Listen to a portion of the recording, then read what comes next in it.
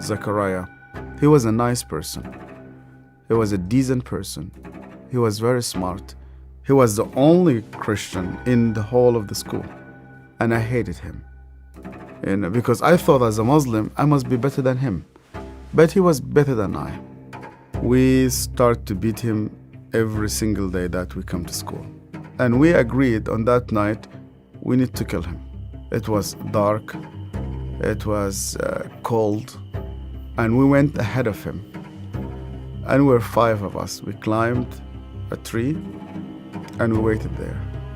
And from far away, we saw that a torch coming. And the light became bigger and bigger as it approaches us. And the minute that he just went under the tree, we jumped at him. He was crying, he was screaming, he was shouting. We broke his arm, we broke his leg. He started to bleed. And because he started to scream and begging for help, I put my hand in his mouth so that no noise will come out of him. Similar when you're slaughtering a sheep, it's just shivering, and the others were beating him. I felt very proud. You were actually doing something for Allah. You want to please Him. And suddenly, he could no longer breathe, and we could not hear his voice. We left him in the wood between life and death. We went back, you wash yourself, and you pray. And Zechariah never came back. I was born and raised up in a very, very fanatic Muslim family. When I was a child, my father brought me to a Quran school. I was only 8 years old, and my father just dropped me there. They shaved my head. We sat in a circle. The shaykh sat in the middle of the circle, and he has a very long whip. I was forced to memorize the Quran. Every mistake that you do, this whip will just come right in the middle of your head. You're not allowed to cry, because in our culture they tell you men never cry. I was crying every single night. And they told me, you belong to the Islamic Ummah, and that's why you fight for it, you stay loyal to it. I started to hate people, to hate everybody who's not a Muslim. And I especially used to hate the Jews. So I was preparing myself to go and fight for Allah in the jihad.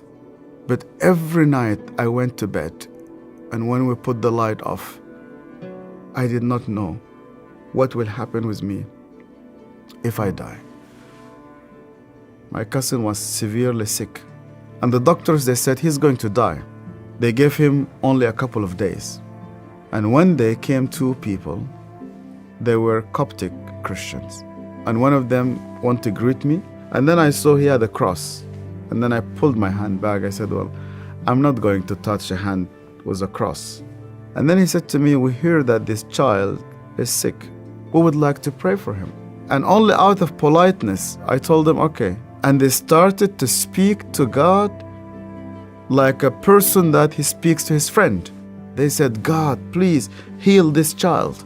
The minute that they said Amen, this child opened his eyes for the first time in 4 weeks. He started to move his hands. He started to speak. He sat down in his bed and he started to walk. And one of those 2 persons who prayed sat down with me, and he said to me, you know what? The real miracle is that God wants to change your heart. Do you believe that Yeshua is alive? And I told him, yeah. Because according to the Islamic tradition, God took him to heaven and he's alive and he will come back one day. Yeshua is the name for Jesus in the Quran. And he said to me, because he's alive, you can speak to him.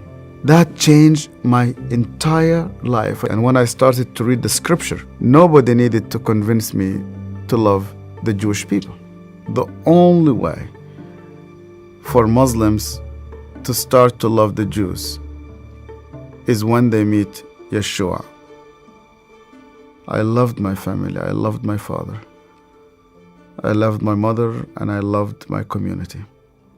And when I decided to follow Yeshua, my grandfather and my father said to me, "You are no longer one of us." They made a funeral. They invited friends and family. They brought a coffin to the cemetery, and they said, "Our son is dead."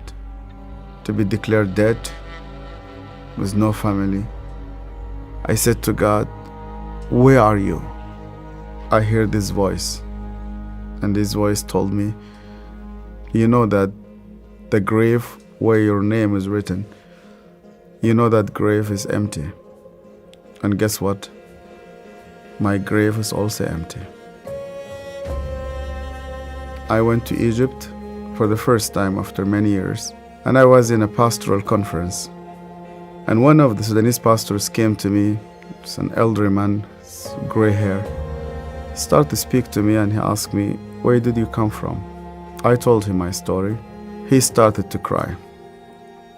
And then I asked him, "Why are you crying?" And he said to me, "Do you remember me? My name is Zachariah." And suddenly, I remembered him. The last time I saw him, it was in that dark night. I could hear suddenly the way that he was screaming, even though that was 25 years. Suddenly I started to see his broken arm and broken legs. I started to see the scars which I caused him. I started to be full of shame. I was a bad person, yeah. I was terrible. So Zechariah looked me straight into the eye again, and he said to me, "Yasser, because you hated me so much, I was always praying for you." He opened his Bible, and the minute he opened his Bible, I saw that my name was written in the first page. I hated him. He prayed for me. On that day, God confronted me.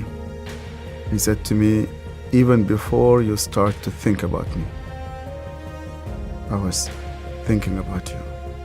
To love those who hate you, you need someone whose name is Yeshua."